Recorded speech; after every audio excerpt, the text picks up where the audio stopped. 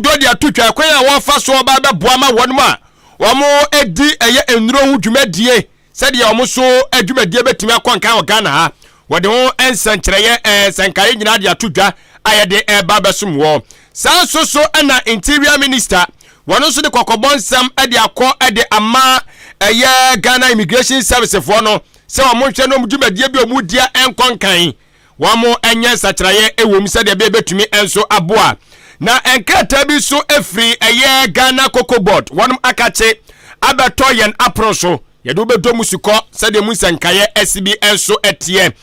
na wazavu fransumu na no eye amanwasam no opanyiri baako a wono edi ohuboko ayato this movement for change echie eye nana ohene into na wade atodwa echem sempempe Ghana ba bi ejina no enuoma agensamu na nensam ni munkyeremu sade asibetie yedi mu amane bo ede beso mu sade etie kama enso ede ama odi ane so bekoso ama akasafdie no ada Ahenkan 93.3 FM yede asida eko ede ama nwumakuo agodo a wonum eboa asoyen asene na waka ahye ne so de ama de bema se obeton se ode be FM ni nyina no o kire se waye krado so no bedi hu ano baba ye na etimi enso aboebre sefata mu no menya tobase acheche no mam edi amaw na oso anamobi a wase otudi fa ho no watu ni sade etie na fata wada romade de no obuo kwan so ko abe fontentan no so sesi a na menkyere wade Facebook enhwani mu krata ne so kan ho waduru ho de obeye nyina ne se obekọ eye search engine mu na wabo ahye ho Ahenkan 93.3 FM na afijumadi eyaba eyiba like utrimu pasam na dia to na afi wa shama wo fro so atimi anya bi ahwe ko eye YouTube so na menkyere wade ho YouTube no so kwa no abo Ahenkan 93.3 FM eno so dwumadi be yaba eyiba me pa chaw atwere kokko bi e ho ne mo no subscribe e wo potokase ma kan kase mo se fansa boso na be ka yebusuako no ho senka enda dwumadi ubonsi wanyankan bo ofidie ni so odon sa boss ane edam on ha ho enko hwe yesusu ebiem na etimi enso aboa wadwenkyere no de be fa 0533898915 0533898915 ebe kan yensa yeso ye beje brani akenka de ama ebrese na efata enso so emuowo awia pam tubele Akan Kasiebo mu no wo somfo eye me adwen pa hene Kofi mensa adwen papa na papa endi wanim kan afe ensem no enkyeremu ni ne fiti ase enie Ahenkan FM yes samna se ede ama wana enei eya manwesemu ene yedewo enso so efri ase na eye nyina nimsam SMPP amene okasa di amanyaku ahodo wo makonko Ghana mu yanom no obia gusu achese obo no so ede ne ntotoye egu akwamu osade beya se electoral commission bia kwanya mu se pe abatu obia na so Ghana fo obi bia okuta abatu ahusuo krata no wonko na wonko agotere na adwere pe aba na chese amanyaku ahodo esuso ehwe nim se Ghana fo beto aba na omato de ama wonom a omukura franka ahim ede ama ayesa amanyaku no anu nti obi aboa no ho enya asem keto akora na ye nyina ye nimsa Ghana asoso de ye ka no eye amanwasam ede a ye nimsa amanyaku mienu a chese omo eho ebo afiefie emuo eye osokokroko amanyaku New Patriotic Party ena afei eye chinia katamanso amanyaku National Democratic Congress na asamanyaku mienu obia franka tuni afiase a chese wo bontoa na woni atwetworo ne ani ntira kukuda fo mo Ghana esi nkonya no wagye o madwe ntoato asede be ya na ncheche ya wo ye senyankopɔ ya dom na ne sekatumi a wobɛhwɛ na watoto nneoma ama ɔman ni musoso atimi aye mmere ade ama obibiara na uboruam ewo osokokroko amanyaku New Patriotic Party a wɔn franka tuni no ɔnukuro ya ana sanso ye mampanyine abedekire Dr. Alhaji Muhammadu Pawomia na akora gusu oni atwetworo ne ani ntira kukudafo a eba no enuro hu dwumadi a wɔn aben akwadiri wɔ mu wɔn o masinkonya amotoato adwene edu omu nimdie na enumuo no ene wakwakohia eye Pharmaceutical Society of Ghana wakwakohia wɔ mo a wɔn o mo enso etimi edi anobaba ye ni kitahodie ahoduo bia ɛwɔ se ekoso na enumuo no ena Dr. Baumia eka kire wono mo se wode nhyehyɛ ahodoɔ ebegu akwan so sɛ Nyankopɔn yɛ adom na sɛ Ghana fo to abama no ne ma ne bɛyɛ mampanyini a sɛ de bɛyɛ a wɔn mo di enuro dwumadie no wɔn mo dwumadie nso betimi agyina brane na atimi afa ne ntoma pa afia na kɔ nanim pa wɔsere timpo baako ne sɛ wɔbɛhwɛ am ɔman yi ayɛ atraye anase abiaye a yɛtimi ensusu edi enuro dwumadie na no so betimi akɔ nanim ama enai wiase afa na nyina tituru kra no ɛyɛ abimam ya yɛpɛ aman bi ɛbɛka so o ɛba ne nuro yade ahodoɔ hu nuro die a wɔn mo pa ne kura hu nim die die a wɔkyɛ sɛ Ghana ɛwɔse aso yɛtimi ka ho eti sade die o bebre a wɔde enso ɛba ɛnya asɛm ketoa ne nyinaa ne sɛ Ghana fo bɛgyina tumɔ ne ato aba ɛde ama no ne wɔba bɛyɛ mampanyini ne sɛ yɛ so ntino ɔka kyerɛ ɛyɛ Pharmaceutical Society of Ghana fo sɛ wɔn nkɔnɔ mu kɔbɔ de wuro kyerɛ mansan asa enei enuro yade ba kwa hu hia pa esan sɛ wo yare na wo nipadua de batia pa yisi wanya anu aduro na wo de aka yade kro ansa na watimi atia pa ma no matimi akonka de amawo eti sɛ yenya opanyini bi ono wo nduro hu nimdeɛ a wo de ba bɛboa de a ade tira Ghana fo ani kwase bɛgina tumo ɛwo se agini tumu prekopɛ na etimi abu ato mo nkonko kan ne ho asempa ɛmfa kyerɛ Ghana fo sɛ de bɛ ono so betimi anya akonya o kyerɛ mu sa de ba kwa hu pa ne sɛ enuro bi no ma ye krade afro bi ma so de abɔ mamu ya no ma ɛtoɔ ɛdeda so no ɛnyɛ toketoa ne nyinaa no wayɛ ho hyehyɛ de agu apono so sɛ onya akwanya ɔbɛhwɛ na saa toɔ de nyinaa no ɛbɛ memmem na aba fam na yɛ hwianhwianhwianhwia sɛ de bɛyɛ a wo kra nduro bi de bɔ mamu ya no ma obetimi so ɛnyɛ sika akɔ yie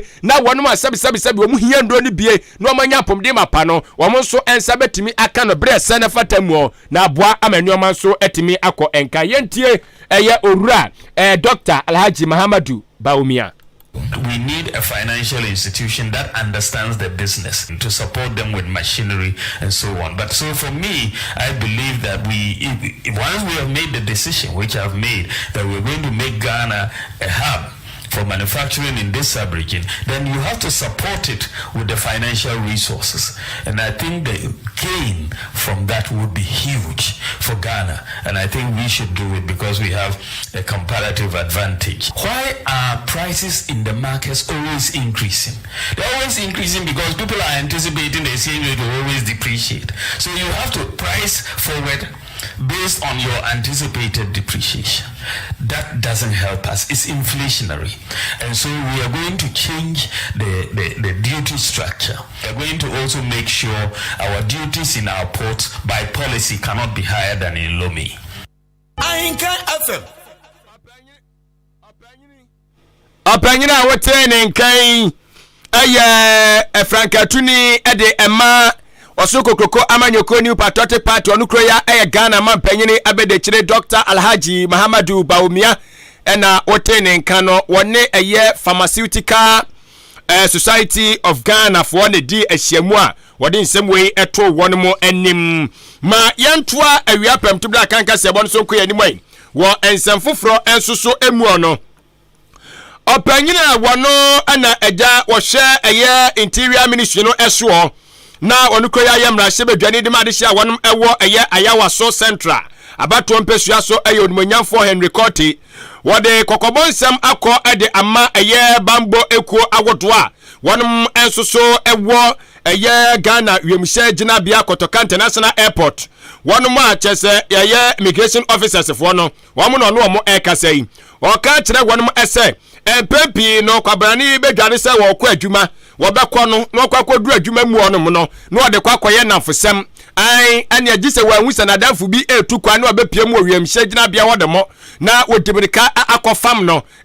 anyakopa net say mi hu wa che na isi akwan me ko Canada ane afa bag mam na mi nkura na yenkwan na wagini pakro ne bag na otinachi na adwuma ye de ahye ne nsase wo se wo hwema bambo mu eyire tawe no wagya sa adwuma ne de ato ade ya na danfo ne busua de bi etu kwanti no okogya ne kwa na odinachi baba basa wo se ebi mu kura timi ya na wagye na danfo na na se ne busua de ne nneɔma no de kwa gu eye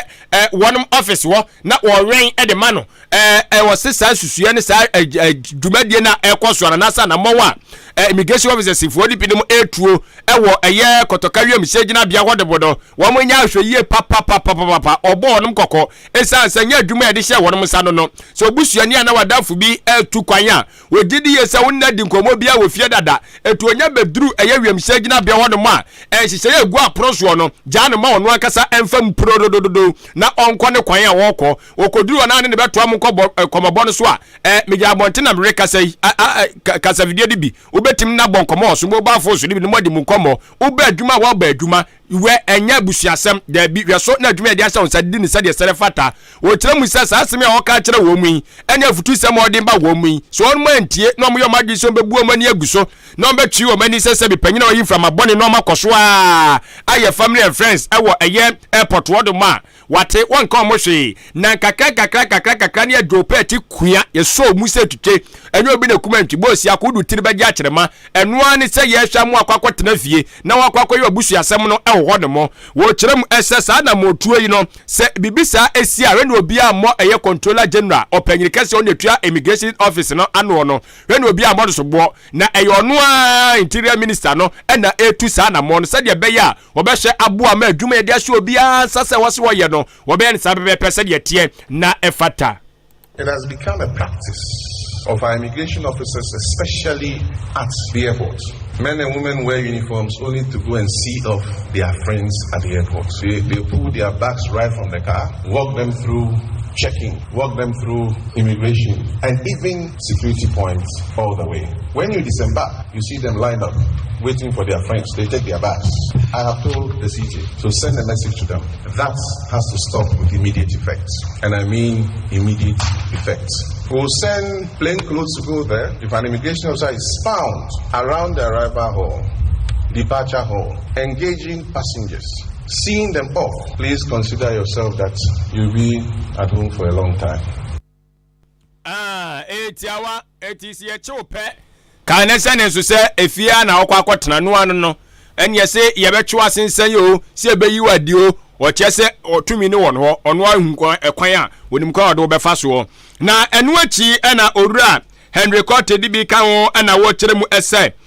Wobesre eye Ghana Immigration Service for no. Waka kire mu nya so bia ngire ne ho, so obey na afamu die na adwuma na wo ye no, obey ne sade se na efata. Professionalism no e wose timi ye adwuma sade be betumi aboa wose tituru kura ne abato edo mamu ni nyina animo afipino ne adweno enan no wosre wo mo se we ye immigration officer ba bia do beto se ko na kohwe bambo nsam so no okwa ye adwuma sade se ne fata enkoye se an o media bi kura mpa me no ka se protocol kura na me de bewura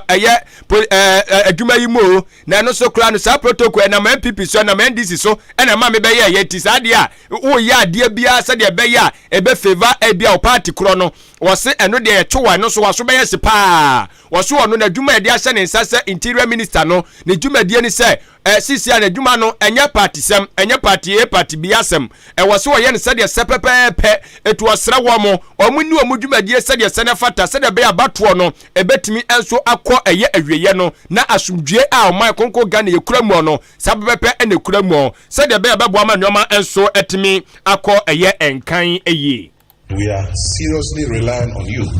and please don't misquote me. We are relying on you to perform your professional duty as Ghana Immigration Service before, during, and after the elections. And why I'm saying so is that we don't want any political party to say that, we are being biased as an interior minister. Our duty is to ensure free, fair, and a transparent election. Ahenkan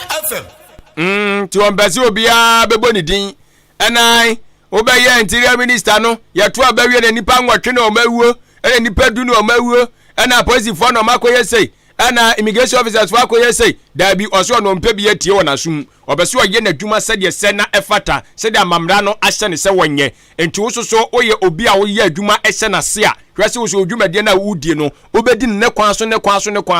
wakwa akọfa din bia ama ono so de amebata ho ompenisa opanyina wote ne nkai eye wosoafo no ene hwe interior ministry no eso wonu kroya ye mrahye bedwani de ma de hya wonum ewo ayawa so central bato ompesua so Udimonyamfo Henry Cotti ana adishimama wote nenka enso eno eye ewiapem tubda Akan Kasiebo number 1 Akan radio station eya Ahenkan 93.3 FM so ne egusu a ye de omemu nsem ede esomwo no na eye kokwa akuafo nyina nyi wo masum na wonum NTA esanse atadwifo wa mona mate denne yi enya asem ketwa enkata bi efri eye abedwako mo na hwe kokoo dwumade ntotoya eso Ghana Cocoa Board won makache ababeto Ahenkan Kasiebo yen aproso na medu ba bebu awuram na afi emu nkyeremu medi asomo na nkata wotintim no enu ada ne no eye oforiso obosom de toso enum afimpino ne aduonu enan atifia sam o kyeremu sa wei eye nsakire ya waye ede afa eye kokoo ebo a eda eye eso no afimpino ne aduonu miensa ene afimpino ne aduonu enan kokoo tobremu yendo musukoi o kyerɛ sɛ Ghana ban wone atwetwedo ne ani ntra kukudamfo amonim dia ewo kokoo ho akonkonyasie no amo aye nsakiraye ede afa eye kokoo buo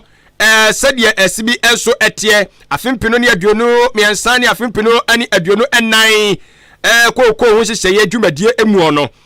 na nsakire honom aye no sɛ natie o kyerɛ sɛ sɛ enei wohwɛ eye producer price of cocoa na emu apija sisi akoko no wapija buonim na emu epija ye no wode eye onji chemu no aduonum enwotwe akiripo mienu ani nsia 58.26% ana ede aka ho wode ka ho enam so ama peton no sisi akwakoduru Ghana series no 20,928 ena epigadia free ede akọ eye Ghana series no 33,120 eno ye peton no eti peton no first no na egina 20,928 peton ena sisi akwa koduru 33,120 per ton na wachese ne sa yosumu ntino se wo kika bom na wo de ba eye kokoo no per bag na eno eye 64 kilogram na wachese sisi ano ye beto no 2,070 Ghana cedis 2,070 Ghana cedis per bag enti ene cocoa bag no eno emuduro eye 64 kilogram no wose sisi ye tono 2,070 Ghana cedis 20 million enkani sikan 20 million ena 700,000 eka ho ti sisi Ghana cocoa bag eboa ye degie eno no na wokyerɛ sɛ nyankopɔ yɛ adoma efiri ase enrada enene no yɛ ofolisuo bosome ne da etoso eye enum afimpinu ne adunu enan no ena efiri ase tifi enedi ko bia wa akwakoton kokoo bia no bag no eye 2,070 Ghana cedis enkani sika ne 20 million ena 700,000 episo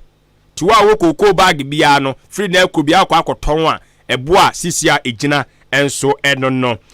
na otwaso kyerem sɛ kokoo eboa mo pigamu no ehu ebehia esanse eno beboa ma kokoo akuafo soso dwumadi a wonum edie aban so aye krado so obehwe no aboa wo mo ama wonum so ayen agwo mo no eno so atimi agina brane na ene so otaso ko eye wiase nyina adwaman so a kokoo ne buo na apija se apija de a ne wo se aban so eye nhyehyɛ ebetumi aboa ama wonum mudi kokoo no udwuma no wo so mfa so wo so mo nsaka no wo mo nsa beka no se de se na efata wo tere se kokoo akuafo wonum empunto no mo kanko eno mo sikasem ayade baako a ɛda Ghana mampanyine his excellency na nado danko akufado na koma so pa na onye na adwen so obetoto na se obehwe na mo bia waso otu bia de boa kokwa akuafo no obetu ade aboa wone MPP aban wo chese wonom ebaaye so mo ba beji o man afimpinu ni eyedu ensumo no wo mo ni kokwa akuafo adi ni ye pa a chese enye asemketua ekra wo chese enese uhwema na chese o matumi abomoden apija eye kokwa obuo ni mu fiti eye 2017 no besi nam no kasei o mapija mu sam na kwa koduru eye ohamabu pen no ahasa aduasa ensia 336% no oresika botia aban no edi atoto so a eno no akonanim pa a chese enya asem ketoa ekra eti ewose ye pene aban no ni abo aban na abaso a chese eno hyehyeye enya asem ketoa na wotoa so biam kyerem se wohwe bias margin no so a eno so aban agye hyehyeye foforo ma ye no so atum eno so wo kyerem se efrase anase efrase enrada ye edafiada epobosum de toso eye enum eno so wo kyese eno so ba bebo adwuma aboa sede be ya enei wono mototo kokoo no so sika waso mo so ensa ka no mo de boa sede be akokoo no toto so betimi akona nim no eno so aban so timi ahwa eja waje ho hyehyeye enso ede atumo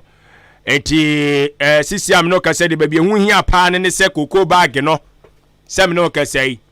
aban atum watum tumubum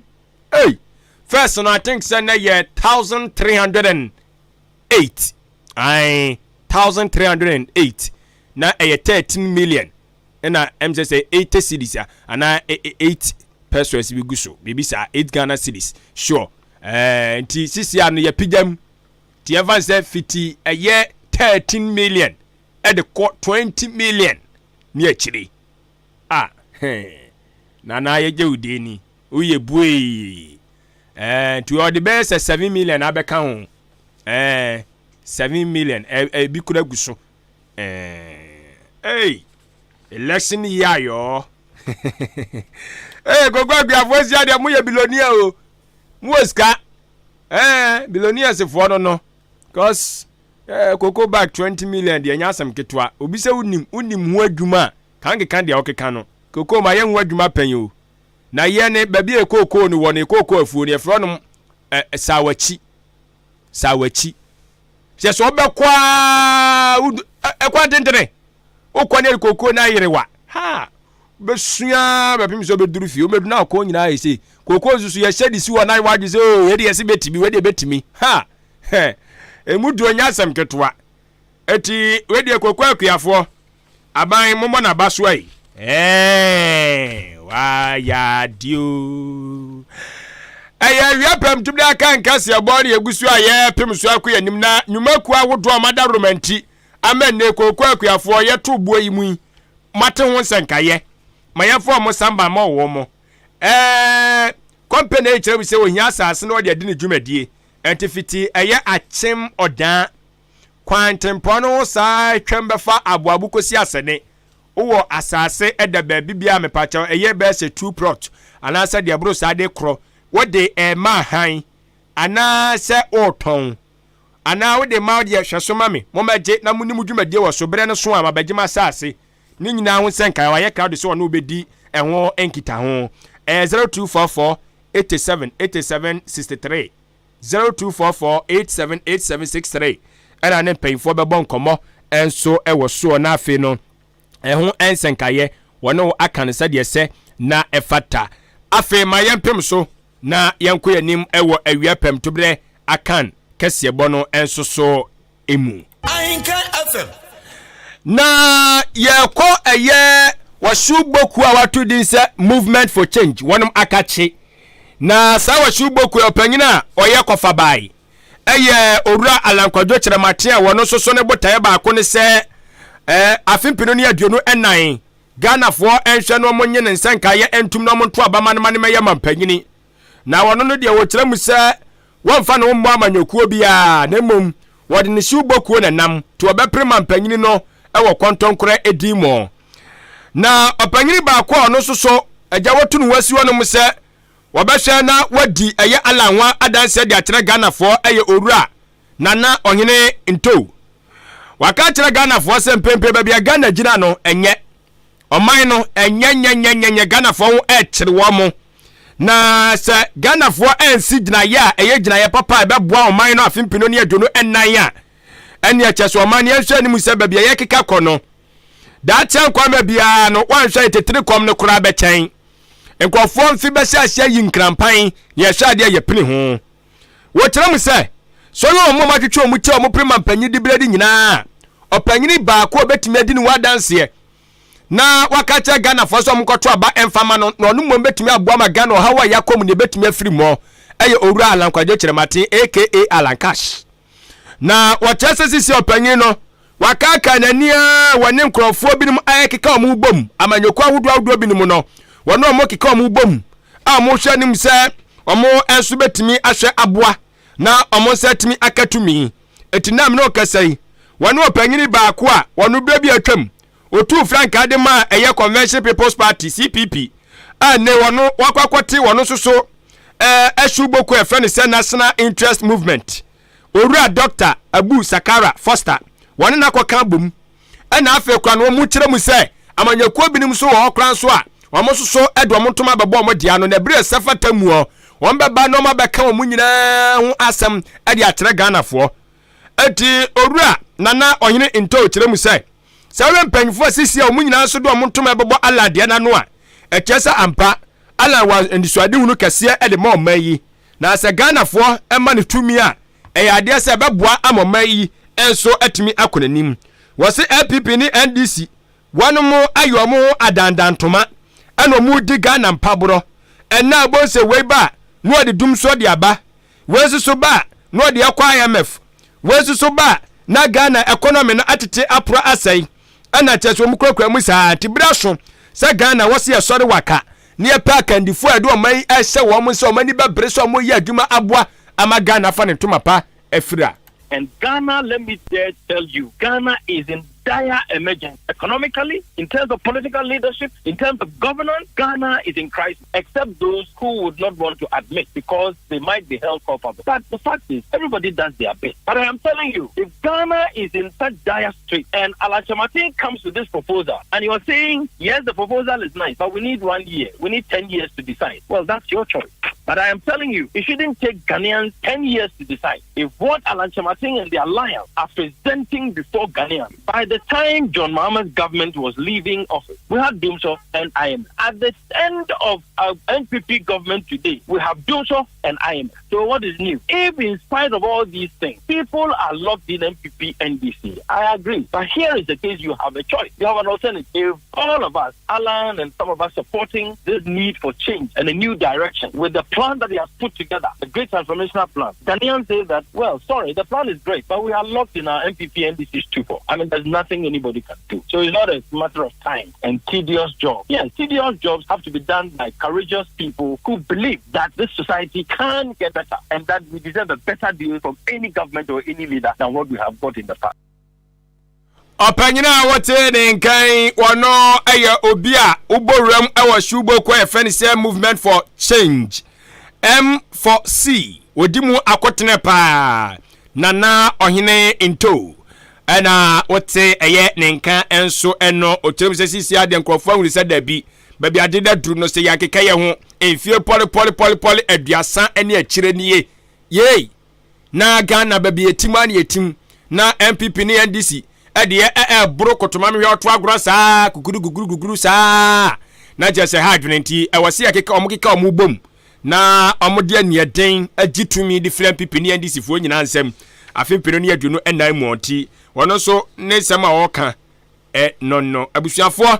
kwantentene bia wie wa abobo anu o ne sa yo so ntina ha na brema kwan ama awiapem to bre